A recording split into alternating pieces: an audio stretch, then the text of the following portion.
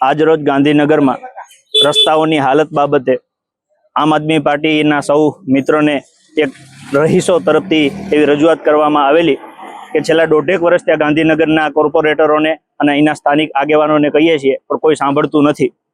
અમે ભણેલા ગણેલા માણસો છીએ, શ્રદ્ધામાં અમારો પૂરેપૂરો ભરોસો છે, અંધશ્રદ્ધામાં અમે માનતા નથી।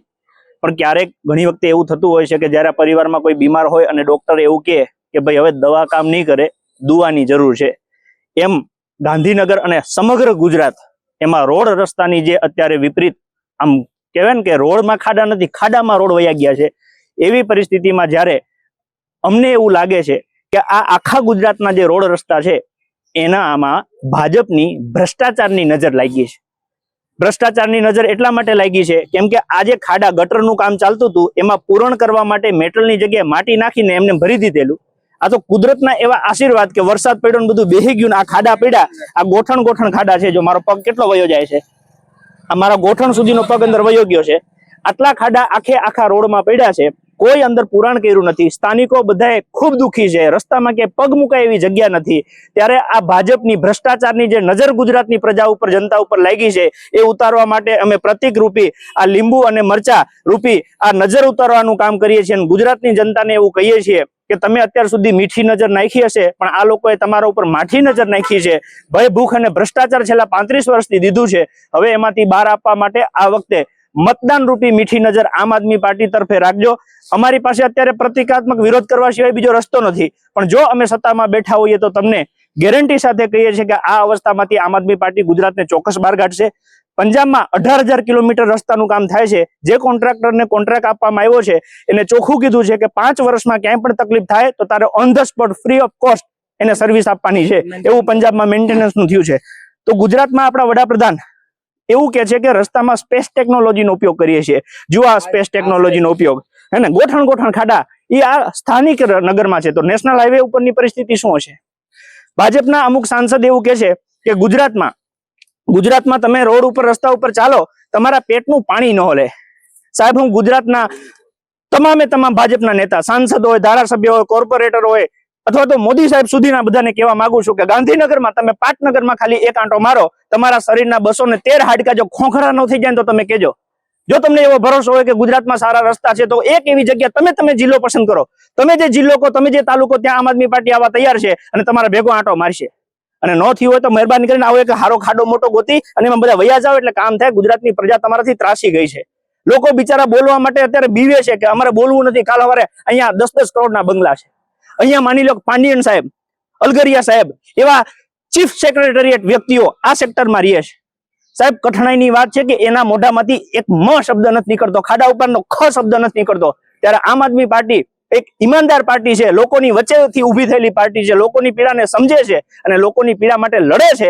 એટલે આજે અમે આ લીંબુ અને મરચા દ્વારા ભાજપની જે ભ્રષ્ટાચારની આ રોડના પૈસા ઉપર જે નજર લાગી છે એ નજર ઉતારવા માટેનો પ્રયત્ન કરીએ છીએ અને ગુજરાતની તમામ જનતાને અપીલ કરીએ છીએ કે તમારા આત્માને જગાડો અને આ ભ્રષ્ટાચારમાંથી બહાર આવો, બાકી આવતા સમયમાં તમને ઘરની બહાર નીકળવા નહીં દે એવી પરિસ્થિતિ ઊભી થશે। નમસ્કાર, ગાંધીનગર સાથે ગુજરાતની જનતાને એક નાનકડી અપીલ કરવા નીકળ્યા છીએ કે રોડ રસ્તા બનાવો, જિંદગી બચાવો। આવું એટલા માટે કહીએ છીએ કે અત્યારે હું ગાંધીનગરના સેક્ટર 4ના ઓમકારેશ્વર મહાદેવનું જે મંદિર છે એના રસ્તા ઉપર ઊભો છું, ચોકડીએ। આખા ગુજરાતમાં રસ્તાની અત્યારે હાલત ખૂબ દયનીય છે। રસ્તામાં ખાડા છે એવું નથી કહેવાતું, પણ ઊંધું કહેવાય છે કે ખાડામાં ક્યાંક રસ્તો છે। આ પરિસ્થિતિમાં માની લો કે જ્યારે નરેન્દ્ર મોદી છે કે અમિત શાહ જેવા વ્યક્તિ ગુજરાતમાં આવે તો તાત્કાલિક ઓન ધ સ્પોટ રાતોરાત રસ્તા બની જાય છે। અહીંયા અમિત શાહ એક કાર્યક્રમમાં આવેલા તો આ રસ્તો એક જ રાતમાં સરસ બનાવી દીધો। અહીંયા તમને કોઈ ખાડો કે ટેકરો નહીં દેખાય। નવરાત્રીમાં એક કાર્યક્રમમાં હાજરી આપવા આવેલા, પણ એ જ રસ્તા ઉપર જો અમિત શાહ ખાલી આમ નજર ફેરવે ઓકે તો એમને શું દેખાય એ તમને દેખાડીએ છીએ। આ રસ્તા તમે જુઓ, આ સેક્ટર 4ના રસ્તા છે અને આવા જ રસ્તા આખા ગાંધીનગરના છે। હવે ગાંધીનગરની જે પ્રજા છે એના દ્વારા જે સરકારને ટેક્સ ભરવામાં આવે છે એ ટેક્સની કિંમત લગભગ વર્ષે સરકારનું બજેટ છે એ પ્રમાણે 1750 કરોડ છે। આ 1750 કરોડને દરેક સેક્ટરમાં વેચીએ તો દરેક સેક્ટરમાં 50 કરોડથી વધારે આવે છે। હવે 5 વર્ષ એટલે 250 કરોડ થયા। 250 કરોડ એક સેક્ટરમાં તમે જો વાપરો અને એના પછી આવી પરિસ્થિતિ હોય તો ખરેખર આ વિકાસ ન કહેવાય. તો કે આ ભૂંડ ભક્તો જેને વિકાસ કહે છે એને બતાવવું કે આ રોડ ઉપર તમે જો આ જે ખાડા છે, હવે માની લો કે અહીંયા આ રોડ ઉપર કોઈ પ્રકારનું કોર્ડન કરવામાં નથી આવ્યું, કે અહીંયા તમે આ અંતર બતાવવું 1 વેંત રોડ થી 1 વેંત હેઠું છે.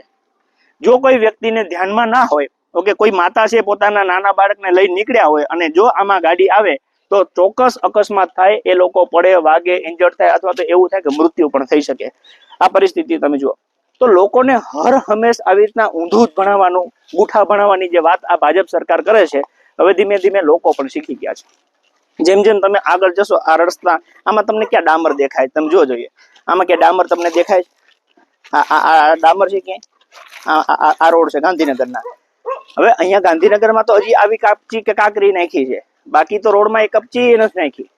અહીંના રહીશો સાથે વાત કરી, એમને અમને ફરિયાદ કરી કે અમે 1.5 વર્ષ થયા, ઓકે, અમારી રજૂઆત કરીએ છીએ, કોઈ સાંભળતું નથી. અમે અમારા છોકરાને ઘરની બહાર રમવા જવા નથી દેતા, સાયકલ હાંકવા નથી દેતા, અમારા છોકરાને રૂમમાં પૂરી રાખવાના.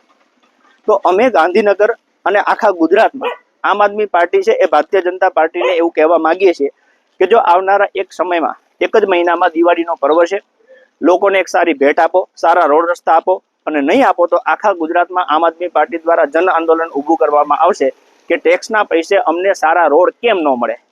અને જે આ ભાજપ સરકાર વાત કરે છે કે અમારા મુખ્યમંત્રી મૃદુ અને મક્કમ છે, હું કહીશ કે મુખ્યમંત્રી એક જ વ્યક્તિ પાસે લગભગ બધા વિભાગો છે.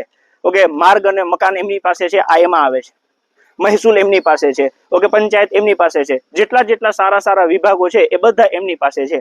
જે વિભાગમાં એક વ્યક્તિ હોવો જોઈએ મંત્રી તરીકે, એની જગ્યાએ 5, 7, 10 વિભાગો એક જ વ્યક્તિ રાખે, પછી એમાં આ મળે છે જનતાને.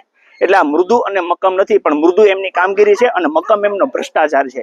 એટલે અમે ગુજરાતની જનતાને આજે એક નવો નારો આપવા જઈ રહ્યા છીએ કે મૃદુ કામગીરી, મક્કમ ભ્રષ્ટાચાર, મૃદુ કામગીરી, મક્કમ ભ્રષ્ટાચાર, મૃદુ કામગીરી, મક્કમ ભ્રષ્ટાચાર, મૃદુ કામગીરી, મક્કમ ભ્રષ્ટાચાર, મૃદુ કામગીરી. મક્કમ ભ્રષ્ટાચાર. હારે ભાજપ, હારે ભાજપ, હારે ભાજપ, હારે ભાજપ.